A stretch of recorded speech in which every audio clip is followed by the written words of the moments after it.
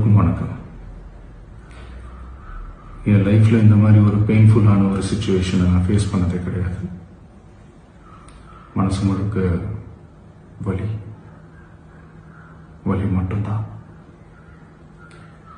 இந்த சுற்றுப்பயணத்தில் என்னென்ன மக்கள் பார்க்க வராங்க, அதுக்கு ஒரே ஒரு காரணம் தான், அவங்க என் மேலே வச்சிருக்கிற அன்பும் பாசம். அந்த அன்புக்கும் பாசத்துக்கும் நான் எப்பவும் கடமைப்பட்டிருக்கிறேன். அதனால தான் இந்த சுற்றுப்பயணத்தில் மற்ற எல்லா விஷயங்களையும் தாண்டி மக்களுடைய சேஃப்டி, அதில் எந்த காம்ப்ரமைஸும் பண்ணிடக்கூடாதுன்றதுக்காக தான் அது என் மனசில் ரொம்ப ஆழமாக இருக்கும் அந்த எண்ணம்.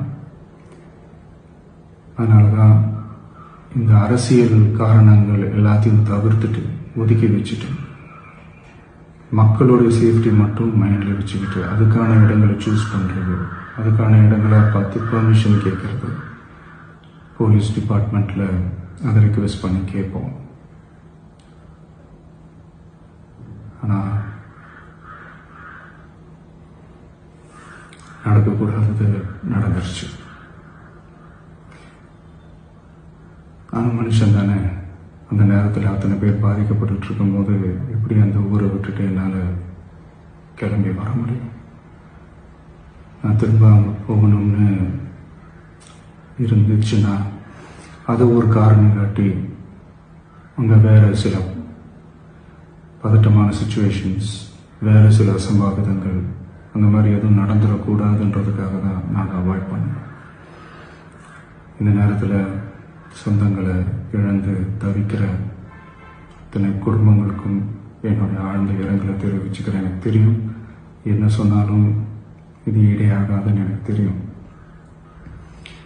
ஹாஸ்பிட்டலில் ட்ரீட் பண்ணிகிட்ருக்கிற எல்லாருமே சீக்கிரமாக க்யூர் ஆகி வரணுன்றதை இந்த நேரத்தில் நான் வேண்டிக்கிறேன்.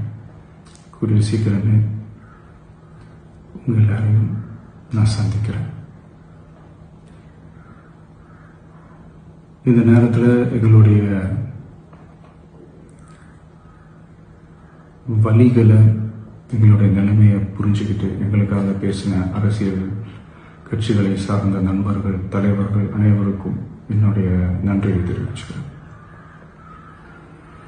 கிட்டத்தட்ட ஒரு 5 மாவட்டத்துக்கு பிரச்சாரத்துக்கு போனோம்.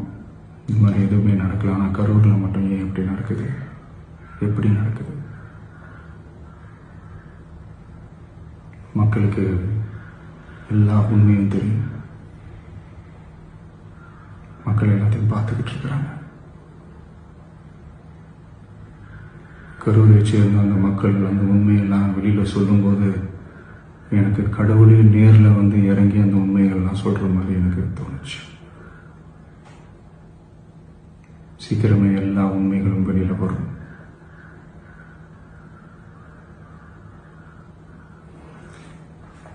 எங்களுக்கு தரப்பட்ட இடத்துல நாங்கள் போய் அந்த ஸ்பாட்டில் நின்று நாங்கள் பேசிட்டு வந்தோம். அதை தாண்டி எந்த தவறும் எங்கள் சைடில் நாங்கள் எதுவுமே செய்யலை. பட் இருந்தாலும் எங்கள் கட்சியை சேர்ந்த நிர்வாகிகள், தோழர்கள் மேலே எஃப்ஐஆர், அது மட்டும் இல்லை சோஷியல் மீடியாவை சேர்ந்த நண்பர்கள், தோழர்கள், அவங்க மேலே எஃப்ஐஆர்லாம் போட்டு இப்போ பிடிச்சிக்கிட்டு இருக்கிறாங்க.